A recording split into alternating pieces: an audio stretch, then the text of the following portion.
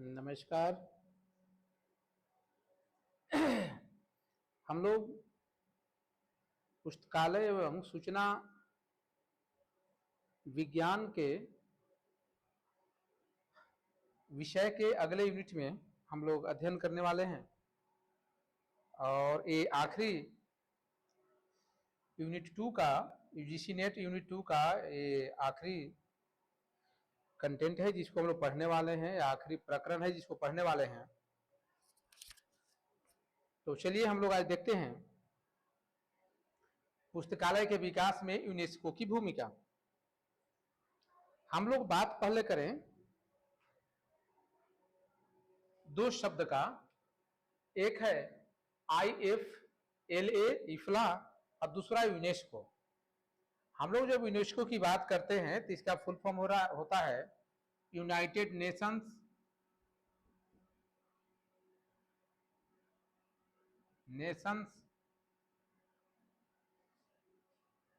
Educational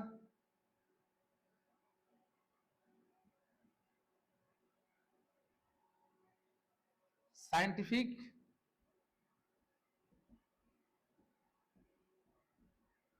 and Cultural Organization ORG। ये समझना होगा हम लोगों को, इसे याद कर लेना है। दूसरा IFLA international federation of library associations and institutions.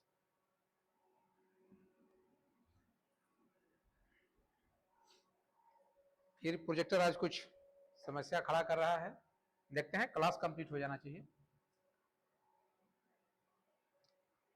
इफ्ला और यूनेस्को दोनों मिल करके United international federation library association and institutions, ये और यूनेस्को, इफ्ला यूनेस्को मिल करके एक घोषणा पत्र रिलीज करते हैं और ये करते हैं कि राष्ट्रीय स्तर पर पुस्तकालयों के प्रभाव के संदर्भ में घोषणा पत्र करते हैं।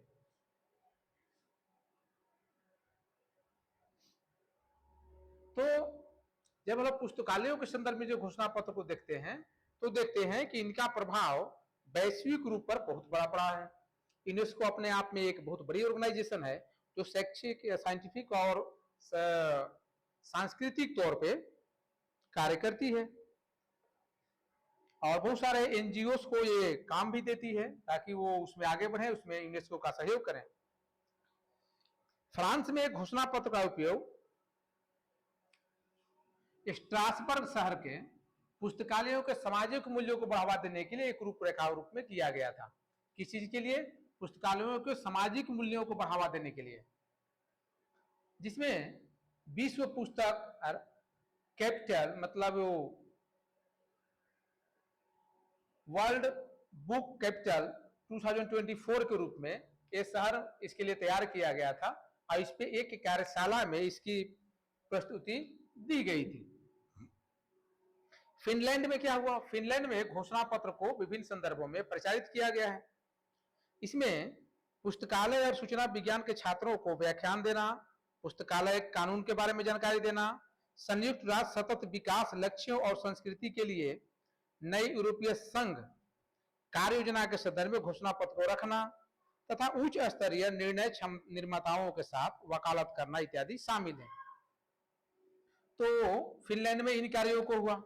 इफ्ला यूनेस्को का आप अगर मुझे लगता है देख पा रहा होगा तो इसको आप फुल फॉर्म याद कर लेंगे। क्रोएशिया में रचनात्मक वकालत के प्रयासों की वकालत की गई कि इसे बनाई जाए और जैसा कि आप अगर देखेंगे यूनेस्को इफ्ला के वेबसाइट पे तो कहा गया है कि आप वेबसाइट पे प्रश्नोत्तरी का भी निर्माण हो जहां जाकर के लोग इसके बारे में जानने का प्रयास करें, सार्वजनिक पुस्तकालयों के कार्यों से संबंधित इसे प्रश्न डाले जाएं और आसान भाषा में घोषणा पत्र तैयार किए जाएं। स्वीडन में क्या होता है? स्वीडन में अंतर्राष्ट्रीय प्रयासों को बढ़ावा देने के लिए वकालत किया जाता है कि भाई इसमें प्रयास किया जाए, जिसमें स्वीडिश और नॉर्वेजियन पुस्तकालय अध्यक्षों के लिए एक वेबिनार का आयोजन करता है कि स्वीडिश में और नॉर्वेजियन जो है दोनों यहाँ के जो लाइब्रेरियंस हैं इनकी लिए एक वेबिनार का आयोजन किया जाए। स्पेन में अपडेटेड पब्लिक लाइब्रेरी मैनिफेस्टो, एक घोषणा पत्र अद्यतन जन पुस्तकालय घोषणा पत्र के संदर्भ में वकालत किया जाता है और कहा जाता है कि ये किया जाना चाहिए और इसके परिणाम भी बेहतर निकल के आते हैं। कैटेलोनिया में एक सत्र आयोजित किया जाता है जो सार्वजनिक पुस्तकालयों के प्रबंधन में शामिल सभी प्रोफेशनल्स और इंस्टीट्यूशंस जो हैं उनके लिए एक मैनिफेस्टो तैयार किया जाता है और इसमें उनको बढ़ावा दिया जाता है। इसके अलावा सांस्कृतिक अधिकारों पर एक गोलमेज सम्मेलन आयोजित किया गया जिसमें इस संदर्भ में घोषणा पत्र के महत्व पर प्रकाश डाला गया और इसके उपयोग के लिए एक टूल बॉक्स प्रदान किया गया। परिणाम स्वरूप पुस्तकालय प्रबंधकों ने अपने पुस्तकालय योजना में नए घोषणा पत्र को शामिल करना शुरू कर दिया कि मैनिफेस्टो को हम स्वीकार करते हैं। उदाहरण के लिए वर्सोलिना क्या किया कि 2030 की एक रणनीतिक बनाई, एक स्ट्रेटजी है पुस्तकालय को लेकर के इन्होंने बनाई कि पहले से उसको अपडेट करना है पुस्तकालय को, और जो प्रोफेशनल्स हैं उन्होंने इस घोषणा पत्र को यानी कि मैनिफेस्टो को प्रतिबिंबित करने वाले पुस्तकालय मॉडल को गहरा करने के लिए एक व्यवहारिक कार्यशाला आयोजित करने की सिफारिश की है कि भाई एक व्यवहारिक कार्यशाला आयोजित किया जाए। यूनेस्को क्या करता है? यूनेस्को पब्लिक लाइब्रेरी घोषणा पत्र, यूनेस्को पब्लिक लाइब्रेरी मैनिफेस्टो 1949 में यूनेस्को द्वारा अनुमोदित एक दस्तावेज है और 29 नवंबर 1994 को पेरिस में अद्यतन यानी कि अपडेटेड इशू किया गया और 2021 के लिए एक और अपडेट किया गया। यह मानवता के सभी के लिए शांति और शिक्षा को बढ़ावा देने के लिए आवश्यक संस्थानों के रूप में अंतर्राष्ट्रीय स्तर पर सार्वजनिक पुस्तकालयों के प्रति इकाई के धारणा को घोषित करता है कि सार्वजनिक पुस्तकालय का जो यूनिट है वो हर जगह हो। इसके ऐतिहासिक परिप्रेक्ष्य को देखते हैं। इसमें 1949 में वैश्विक स्तर पर इसे पेश किया गया और इसमें कई संशोधन हुए। वर्तमान संस्करण में 1994 में यूनेस्को की पीजीआई परिषद की बैठक के दौरान संकलित अपडेटेड किया गया, इसको शामिल किया गया अपडेट करके, और घोषणा पत्र को international federation of library association और इंस्टीट्यूशंस के सार्वजनिक पुस्तकालय अनुभाग यानी कि सार्वजनिक पुस्तकालय डिवीजन की भागीदारी के साथ तैयार किया गया था। तो international federation of library association IFLA आई, इसको बाद में बोला गया। मैनिफेस्टो प्रिंसिपल घोषणा पत्र के कुछ सिद्धांत थे, उसकी चर्चा देख लेते हैं। 1994 में अपनाया गया पब्लिक लाइब्रेरी मैनिफेस्टो यूनेस्को की एक मान्यता को घोषित करता है कि पब्लिक लाइब्रेरी शिक्षा, सांस्कृतिक और सूचना के लिए एक शक्ति है और व्यक्तियों के दिमाग के माध्यम से शांति और आध्यात्मिक कल्याण को बढ़ावा देने के लिए एक आवश्यक एजेंट है। सार्वजनिक पुस्तकालय को संस्कृति के स्थानीय केंद्र के रूप में मान्यता देते हुए मैनिफेस्टो ऐसे स्थानों के कार्यान्वयन और रखरखाव के लिए कुछ आवश्यकताओं को सूचीबद्ध करता है। ये भी घोषणा पत्र के सिद्धांत का जिक्र है। अब इसके विधान की बात आती है, लेजिस्लेशन की। तीसरी जो घोषणा पत्र इसके लेजिस्लेशन की बात आती है, कहता है कि एक कानून बनाया गया स्थानीय स्तर पर जो राष्ट्रीय प्राधिकारियों की जिम्मेदारी है तथा इसे क्षेत्रीय समुदाय की आवश्यकताओं के अनुसार बनाया जाता है। तो जो हायर अथॉरिटी है, जो नेशनल लेवल के हैं, वो ऐसा करे कि एक समुदाय स्तर पे, क्षेत्रीय स्तर पे एक लॉ बनावे जिसके आधार पर पुस्तकालयों का विकास किया जा सके।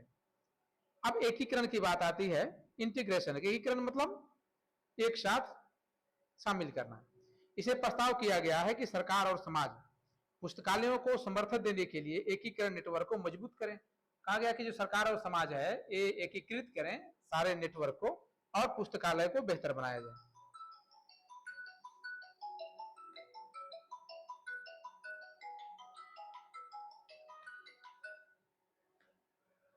फंक्शनल फ्रेमवर्क, कार्यात्मक ढांचा इसको बोलते हैं। दस्तावेज में यह प्रावधान है कि पुस्तकालय कर्मचारियों को आवश्यक सतत व्यवसायिक शिक्षा प्राप्त होनी चाहिए। इस यानी कि जिसको हम लोग कहते हैं diploma in library science, library in information science, bachelor of library in information science, उसी में मास्टर डिग्री, इसमें पीएचडी, ये सब की बात की गई है। अब संग्रह करने की बातें करता है। घोषणा पत्र में यह प्रावधान है कि संग्रह केवल हाल ही के कामों पर आधारित नहीं होना चाहिए, बल्कि पुराने पारंपरिक काम जो है उसे भी संग्रह करके संतुलित करने की जरूरत है। इसमें शामिल आबादी के सभी आयु वर्ग के समूहों को शामिल किया जाए, जिसमें यह भी कहा गया है कि संग्रह को ग्रामीण और शहरी दोनों क्षेत्रों में समुदायों की अलग अलग जरूरतों के हिसाब से ढाला जाना चाहिए। जैसे ग्रामीण लोगों की क्या जरूरत है और शहरियों की क्या जरूरत है, इस पे किया जाना चाहिए। Mission of the public library, public library के क्या उद्देश्य हैं, इस पे हम लोग बात करते हैं। वो क्या अपना मिशन लेके चले थे। पब्लिक लाइब्रेरी मैनिफेस्टो के 1994 के प्रकाशन में सूचना, साक्षरता, शिक्षा और संस्कृति से संबंधित 12 प्रमुख मिशनों को सूचीबद्ध किया गया है और इसका जिक्र हम लोग एक एक करके देखेंगे, जो सार्वजनिक पुस्तकालय सेवाओं के मूल में होने चाहिए। अगर सार्वजनिक पुस्तकालय सेवाएं अगर जारी होते हैं, तैयार होते हैं, तो उसके लिए ये 12 पॉइंट को जिक्र किया गया है। पहला है बच्चों में कम उम्र से ही पढ़ने की आदत पैदा करना और उसे मजबूत करना। मैं पिछले क्लास में बोला था कि जो स्कूल में है वहां भी लाइब्रेरी होने चाहिए, लाइब्रेरी कार्यरत होने चाहिए। बच्चे लाइब्रेरी में जाएं और अपने पाठ्यक्रम के अलावा भी अन्य पुस्तकें वहां हो जो बच्चे पढ़ने में रुचि लें। जैसे पहले चंपक हुआ कर रहा तो उस प्रकार की बहुत सारी किताबें होंगी लाइब्रेरी में। अगर आप ऐसे किताबों को रखते हैं तो बच्चों को पढ़ने में रुचि बढ़ेगी, तो उन्हें आदत बनेगी कि मुझे किताबों को पढ़ना है और मुझे जाकर के पढ़ना है। उसके डिसिप्लिन को भी वो लाइब्रेरी के समझ पाएंगे। दूसरा है सभी स्तरों पर व्यक्तिगत एवं स्व संचालित शिक्षा के साथ साथ औपचारिक शिक्षा को समर्थन प्रदान करना। ये भी बात है कि देखिए अगर सार्वजनिक लाइब्रेरी हो जाएगी तो प्रयास एक ही प्रयास रहेगा कि व्यक्तिगत और स्व संचालित मतलब खुद से जाकर के अनौपचारिक तरीके से औपचारिक तरीके से भी आप शिक्षा ग्रहण कर सकते हैं। व्यक्तिगत रचनात्मक विकास के अवसर प्रदान करना। अगर ऐसे लाइब्रेरी आप रखेंगे तो आपको जो है व्यक्तिगत और रचनात्मक विकास का अवसर मिल पाएंगे।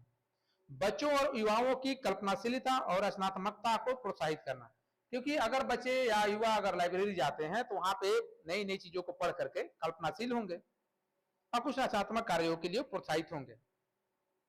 सांस्कृतिक विरासत, कला की सराहना, वैज्ञानिक उपलब्धियों और नवाचारों के बारे में जागरूक करने को बढ़ावा देना है। आपको क्या करना है हम लोगों को, इससे पब्लिक लाइब्रेरी क्या हुआ कि जो सांस्कृतिक विरासत है वो बेहतर होंगे, कला की सराहना करनी है, वैज्ञानिक उपलब्धियों को करना है, नवाचार जो नए नए इनोवेशन हो रहे हैं इसके प्रति जागरूकता को हम बढ़ावा दे सकते हैं। सभी प्रदर्शन कलाओं की सांस्कृतिक अभिव्यक्तियों तक पहुंच प्रदान करना। जो सभी कलाएं हैं जिसकी चर्चा हम कर रहे हैं उसको आम व्यक्ति तक पहुंच प्रदान करना। अंतर सांस्कृतिक संवाद को बढ़ावा देना और सांस्कृतिक विविधता का समर्थन करना। जो अंतर सांस्कृतिक संवाद है उसे बढ़ावा देना है, संस्कृति के बीच में संवाद को, और सांस्कृतिक विविधता का समर्थन करना है कि जो संस्कृति अलग अलग है तो इसमें कोई अच्छी और बुरी संस्कृति नहीं है, सभी संस्कृतियां अच्छी ही होती हैं। मौखिक परंपरा का समर्थन करना। इससे क्या होगा कि बच्चे पढ़ेंगे या जो युवा है बुजुर्ग है पढ़ेंगे तो एक लेवल पे जाकर डिबेट कर पाएंगे। फिर है नागरिकों के लिए सभी प्रकार की सामुदायिक जानकारी तक पहुंच सुनिश्चित करना। जो नागरिक है उनके लिए सामुदायिक जानकारी, मतलब अगर पब्लिक लाइब्रेरी बनाएंगे तो सीधी सी बात है सोसाइटी में होगा, तो वहां पे जो है ये हम लोग सुनिश्चित कर पाएंगे नागरिकों के लिए। स्थानीय उद्यमों, संघों और हित समूहों को पर्याप्त सूचना सेवाएं प्रदान करना। तो जो स्थानीय उद्यमी हैं, जो लोकल इंडस्ट्रीज हैं, उनको और जो संघ हैं, कुछ और हित समूह के संदर्भ में हम सूचनाएं दे सकते हैं लाइब्रेरी साइंस के माध्यम से। सभी आयु समूहों के लिए साहित्यिक गतिविधियों और कार्यक्रमों में सहयोग देना और भाग लेना तथा आदि आवश्यक हो तो ऐसी गतिविधियां शुरू भी करने के लिए आवश्यक है। ये मिशन है इनके। हम लोग अगर सार्वजनिक पुस्तकालय के मिशन को देखते हैं तो कुछ चीजें और निकल करके आती हैं। इसमें कहा जाता है कि UNESCO information for all programme, IFAP, information for all programme and international federation of library association and institution, जिसको हम लोग इफ्ला बोलते हैं, यूनेस्को के सभी के लिए सूचना कार्यक्रम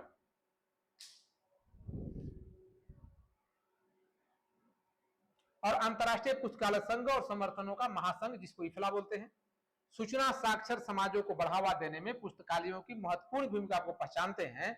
और इफ्ला और यूनेस्को दोनों मिलकर के इन्होंने जो संयुक्त मैनिफेस्टो निकाला था, घोषणा पत्र निकाला था, इसके कार्यान्वयन की वकालत करते हैं कि ऐसा हमें करना चाहिए। जुलाई 2022 में अपडेटेड के इस घोषणा पत्र को अपडेट किया गया, यानी कि अद्यतन किया गया, और सूचना और ज्ञान तक पहुंच बढ़ाने के लिए सार्वजनिक पुस्तकालयों की भूमिका को बढ़ावा देने और मजबूत करने के लिए एक महत्वपूर्ण उपकरण के रूप में माना गया मैनिफेस्टो को। इफ्ला यूनेस्को मैनिफेस्टो के ग्लोबल रीच, इनकी पहुंच कहां तक कैसे हुई? इफ्ला के अनुवाद केंद्रों यानी ट्रांसलेशन सेंटर के प्रयासों और स्वयंसेवकों, उनके जो वॉलेंटियर्स हैं, की भागीदारी के कारण घोषणा पत्र अब 18 भाषाओं में उपलब्ध है।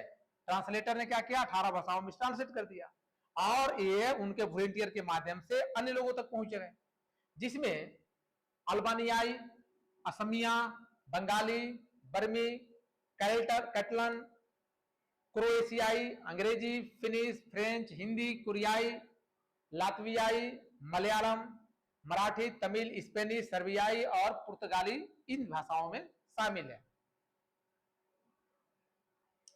अपडेटेड इन्फ्ला मैनिफेस्टो, ये जो अद्यतन जो पब्लिक लाइब्रेरी मैनिफेस्टो जो बदला गया था, वो बदलती तकनीक और सामाजिक परिदृश्य को दर्शाया गया है उसमें, जबकि सार्वजनिक पुस्तकालयों के मूल उद्देश्य को बरकरार रखा गया है, उसमें कोई छेड़छाड़ नहीं की गई है, जिसमें यह सुनिश्चित है कि दुनिया भर के पुस्तकालय के जो प्रोफेशनल्स हैं यानी कि लाइब्रेरियंस हैं या कोई हैं, तो संस्थानों के लिए एक मूल्यवान संसाधन बन गए हैं।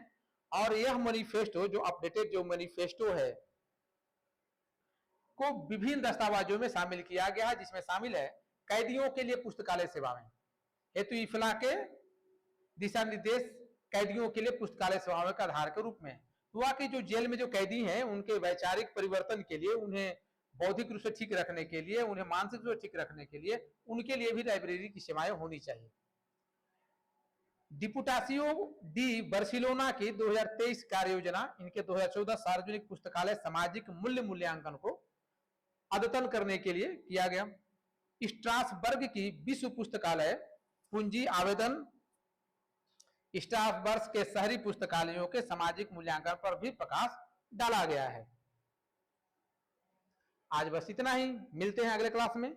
यूनेस्को को ठीक से पढ़ लेंगे, इससे प्रश्न आते हैं।